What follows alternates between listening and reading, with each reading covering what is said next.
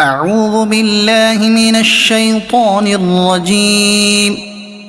بسم الله الرحمن الرحيم.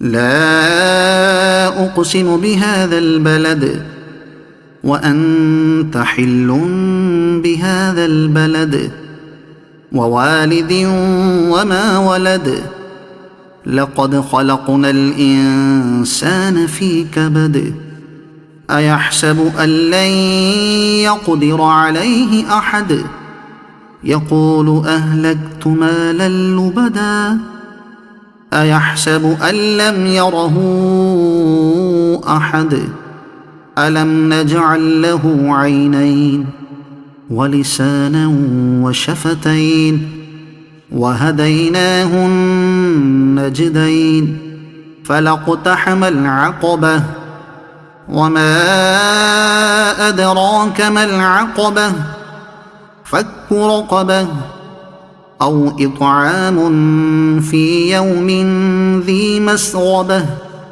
يتيما ذا مقربة أو مسكينا ذا متربة ثم كان من الذين آمنوا وتواصوا بالصبر وتواصوا بالمرحمة أولئك أصحاب الميمنة والذين كفروا بآياتنا هم أصحاب المشأمة عليهم نار مؤصدة صدق الله العظيم.